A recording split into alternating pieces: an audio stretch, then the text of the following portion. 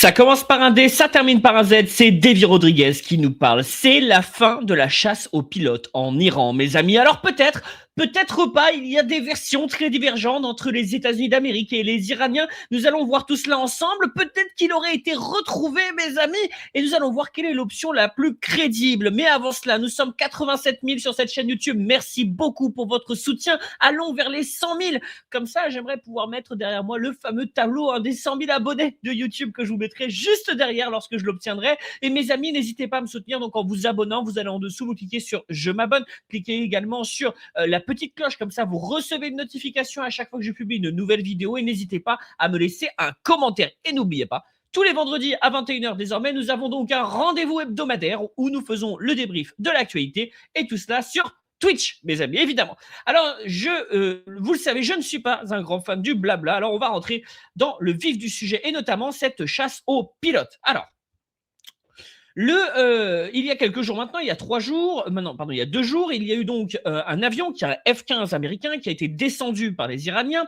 Et de cet F-15 américain sont tombés 2 pilotes. 2 pilotes, vous m'entendez? 2 pilotes. Alors, au début, on pensait à un F-35. A priori, si ça avait été un F-35, vu qu'il n'y a qu'un seul pilote dans un F-35, eh bien, ce ne serait pas possible. Donc là, on est plutôt sur un F-15. 2 pilotes sont tombés et très rapidement, le premier pilote a été secouru. D'accord? On parle des pilotes du F-15. Après, vous avez d'autres avions qui sont tombés, d'accord? Notamment un H-10, je crois que ça s'appelle, qui est tombé. Vous avez des Black Hawk qui ont été frappés. Donc, mais en tout cas, initialement, il y avait donc 2 pilotes. OK? Sur ces 2 pilotes, très rapidement, hein, comme le dit CNN, il y a un de ces pilotes qui a été récupéré, qui a été sauvé. Alors attention, on va parler de ce statut du premier pilote parce qu'on n'en a pas beaucoup parlé jusqu'ici. Mais ce premier pilote, il semblerait qu'il n'était pas en grande forme quand même. Hein. Il n'est vraiment pas en grande forme. En tout cas, il y avait un deuxième pilote qui était manquant. Alors, il faut savoir qu'en Iran, tout de suite, les Iraniens se sont lancés à la poursuite de ce pilote. Il y a eu d'abord une première prime donnée par le gouvernement de 50 000 $ à qui pourrait récupérer ce pilote. Attention, ils le voulaient vivant, hein, contrairement à ce que disent certains Américains, comme quoi les Iraniens vont liquider un pilote comme ça de sang-froid. Non, les Iraniens, eux, ne commettent pas de crimes de guerre. Et oui, c'est pas comme les États-Unis d'Amérique qui ont bombardé, jour 1, une école de jeunes filles à Minab qui a amené à 160 morts. Voilà, les Iraniens, c'est pas leur genre. Ils tapent des infrastructures civiles quand elles sont alignées sur les objectifs militaires et ils tapent essentiellement des objectifs militaires. Donc, lorsqu'ils capturent un pilote, ils le demandent vivant. D'accord? Alors, aussi pour l'interroger, mais sans doute pas pour le tuer. Vous voyez, c'est ça la différence. Hein. 2 salles, 2 ambiances. Alors, cette prime de 50 000 $, pardon, de 75 000 $ initialement, est montée à 125 000 $ lorsque vous avez un millionnaire plutôt iranien, qui a proposé d'augmenter cette prime. Donc, autant vous dire que 125 000 $, il y en a eu de l'Iranien qui est parti chercher dans les forêts et dans les marécages, voir si on ne trouvait pas un pilote américain. Autant vous dire que ça a mobilisé du monde, d'autant plus que vous avez eu carrément à la télévision iranienne, à la télévision, l'annonce qui a été faite en disant « Quiconque capture un pilote américain vivant recevra une récompense de grande valeur ». Donc, tout le pays s'est lancé à la poursuite de ce pilote américain pour le retrouver. Ok, donc en Iran, ça s'était déjà produit il y a quelques temps en Irak, et là en Iran, ça a été la même chose, véritablement un engouement. Et il faut comprendre, on a des mecs dans des avions qui, à plusieurs centaines de mètres d'altitude, voire kilomètres d'altitude, balancent carrément des bombes sur des enfants. Évidemment, les Iraniens, ça les énerve.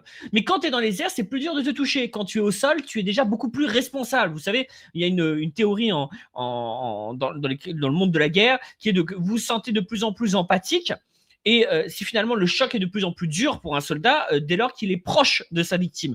Plus tu es proche, plus c'est poignant. Plus tu es éloigné, moins c'est poignant. Ça rappelle un peu le livre À l'Ouest, rien de nouveau, où le personnage principal, Paul Bäumer, se retrouve à tuer dans une tranchée, à la baïonnette, quasiment à main nue, un soldat français pendant la Première Guerre mondiale. Et bien ça, c'est de la tranchée, tu vois. Tu te sens responsable. Il y a de l'empathie, il y a du psychologique. Oui, enfin, quand tu es à plusieurs milliers de kilomètres ou plusieurs centaines de kilomètres d'altitude, évidemment, il n'y a pas cette responsabilité. Et ben, les Iraniens se sont dit, nous, on va lui faire payer cette responsabilité. Alors, la chasse aux pilotes a été lancée et ce matin, les États-Unis ont annoncé avoir retrouvé et évacué le second membre d'équipage qui était porté disparu suite à la destruction du F-15. Donc, ils ont envoyé sur place des troupes dans des transports, d'accord? Donc ils sont arrivés en hélicoptère, ils sont arrivés en petit avion. Vous allez voir, on va en discuter après un peu du bilan, de cette mission, qui a été lancée. Mission qui a été a priori faite conjointement avec la CIA, d'accord? Donc c'est pas une mission purement militaire, hein, c'est aussi une mission, civile puisque la CIA est une agence civile. Donc vous avez les 2 qui ont, agi de concert et hier soir déjà on nous annonçait, hein, que le pilote du F-15 avait été secouru. Alors attention, c'est là que certains d'entre vous, notamment sur TikTok, vous mettront rentrer dans le lard en me disant: «Oh non, mais c'est pas vrai, il y a eu de la manipulation, en vérité les Iraniens ont démenti». Attention, alors remettons les choses, en place.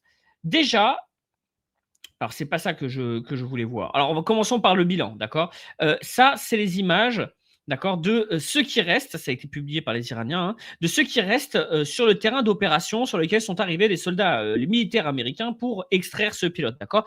Ils ont tout brûlé sur place, d'accord? Ils sont arrivés avec, du matériel, ils sont arrivés avec des moyens de transport et pour repartir, ils ont a priori engagé un autre moyen de transport et détruit tout ce qu'il y avait sur place pour que justement les Iraniens ne puissent pas mettre la main, sur ce matériel. D'accord? Vous le voyez ici, on a un bilan global, hein, c'est-à-dire que finalement, aller secourir ce pilote, ça a coûté un A-10, un autre A-10, plusieurs Black Hawk, donc c'est-à-dire des hélicoptères de combat, un F-16 qui a été endommagé, 2 avions C-130, d'accord? Et là aussi, on a dans les C-130, on a de l'équipage qui a dû être récupéré, hein, des pilotes qui ont été récupérés, cela sans que les Iraniens mettent la main dessus, un ou plusieurs hélicoptères MH6, un F-15 et un drone, d'accord? Donc ça fait quand même d'après, et là vous le voyez ici selon The Telegraph, hein, le MC-130J que, hop là, je l'avais, je l'avais remarqué sur la photo. Bon, je ne retrouve plus.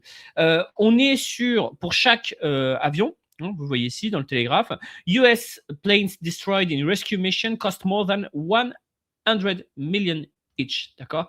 C'est-à-dire que ça coûte 100 millions de dollars pour chaque avion qui a été détruit dans la mission d'opération, dans la mission de sauvetage des États-Unis d'Amérique. D'accord? Ça fait quand même beaucoup. Là, ça commence à faire quand même des sacrées sommes.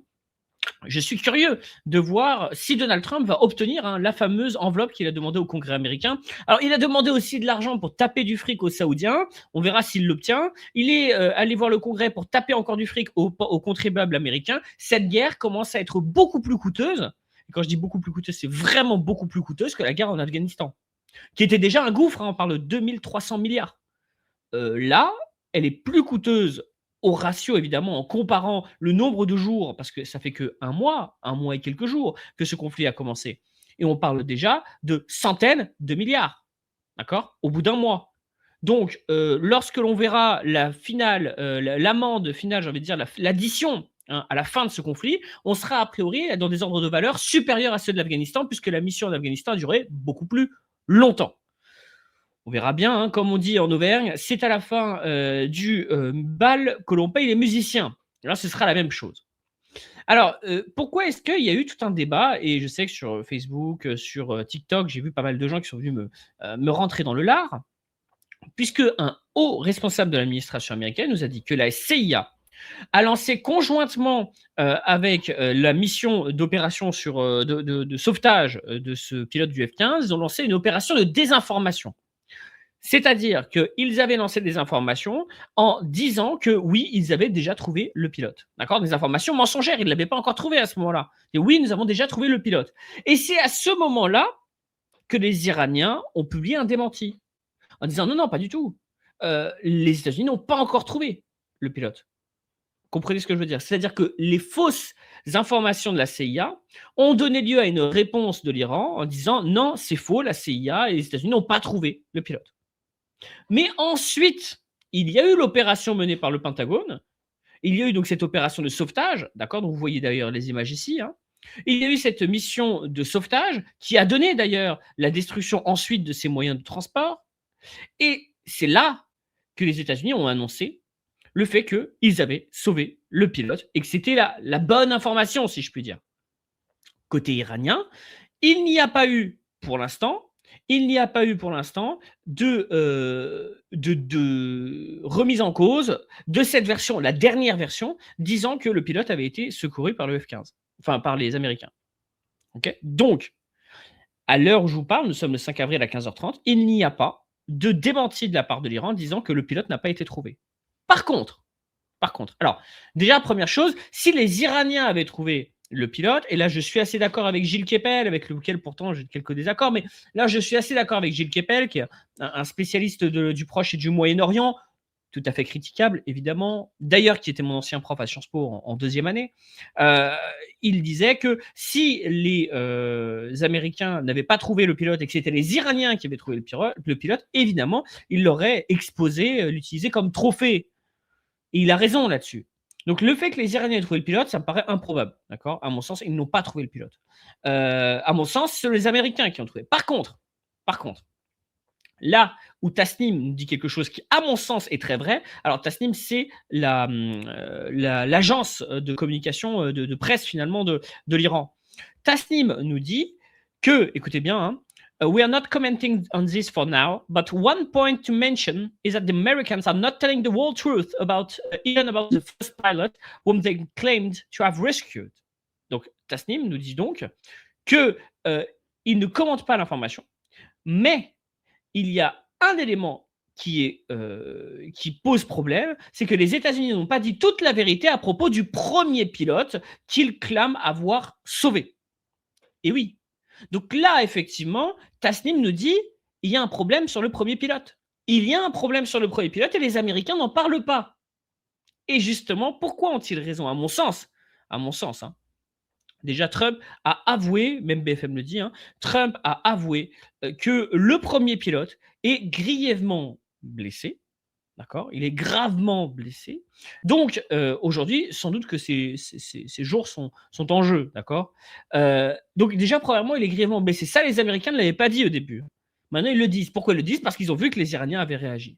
Donc, les Iraniens sont au courant. C'est ça qui est très intéressant, c'est que les Iraniens sont au courant de l'état de santé du premier pilote. Comment est-ce possible?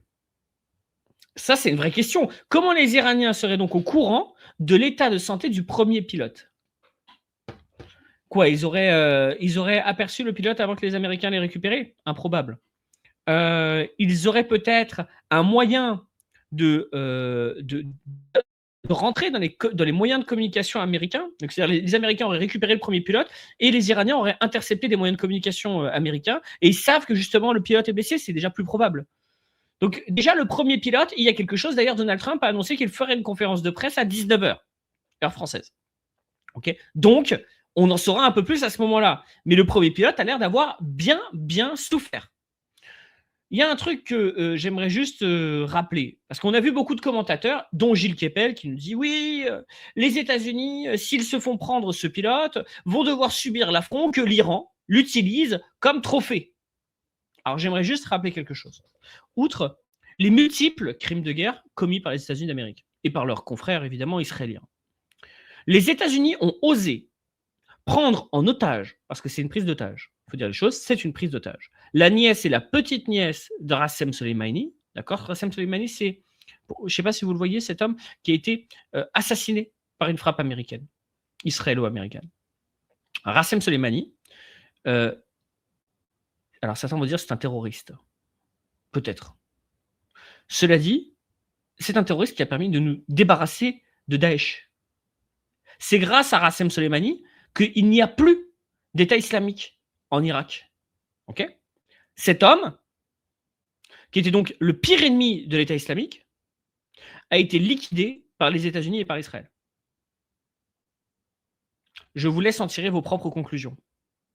À partir du moment où les États-Unis liquident un homme qui a finalement liquidé l'État islamique, hein, parce que vous savez ce qu'on dit sur les ennemis de mes amis, les amis de mes ennemis, les amis de mes amis, hein, vous connaissez tout ce truc-là. Et ça, c'est une prise d'otage. Ils sont allés arrêter sa nièce et sa petite nièce. D'accord. Ils les ont donnés à l'ICE, d'accord, c'est-à-dire à la police de l'immigration américaine. Ça, c'est une prise d'otage. Il n'y a absolument rien qui permettait d'arrêter cette nièce et cette petite nièce. Ça, c'est une prise d'otage. Les Américains, eux, font des prises d'otage dans un soi-disant État démocratique. D'accord.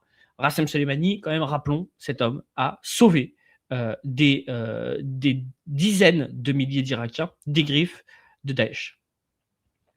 Voilà, choisissez votre camp. mes amis. En tout cas, j'espère que cette vidéo vous aura permis d'y voir un peu plus clair, sur la situation de ce pilote. Je continue à m'informer sur le sujet. Dès lors que j'ai des informations, je les republierai sur les différents réseaux sociaux. N'hésitez pas à vous tenir informés sur mon Instagram, mon TikTok et tous les réseaux sociaux que j'utilise. Surtout, mes amis, n'hésitez pas à me soutenir. Vous allez en dessous de cette vidéo, vous cliquez sur le petit j'aime, vous cliquez également sur laisser un commentaire, ça me fait toujours plaisir. N'oubliez pas, tous les vendredis à 21h, on se retrouvera donc sur, Twitch pour faire un live et dans les prochains temps, je vous l'annonce ici. Pour ceux qui ont les moyens, je le répète et j'insiste, pour ceux qui ont les moyens de me soutenir, je vais donc lancer, puisque j'ai fait une consultation sur YouTube pour demander quel serait le meilleur moyen de faire. Eh bien, je vais lancer donc des abonnements sur YouTube qui vous permettront de participer en fonction de vos moyens à finalement soutenir cet effort d'information. Je vais bientôt les mettre en place, sans doute la semaine prochaine, et cela vous donnera accès à du contenu exclusif parce que je ne souhaite pas réduire mon contenu et ne donner qu'une petite partie finalement aux abonnés et réduire pour ceux qui ne sont pas abonnés. Donc je vais augmenter encore ma publication de contenu pour que les abonnés puissent justement avoir du contenu exclusif que n'auront pas évidemment les non-abonnés. Mais parce qu'il faut bien donner un petit avantage en fonction du soutien que vous me donnez. Mais en tout cas, pour les non-abonnés, je maintiendrai le même niveau de contenu. Mais pour les abonnés, je rajouterai un peu plus pour qu'ils puissent évidemment avoir quelque chose de particulier, mes amis. Donc ce sera quelques euros par mois, pas beaucoup.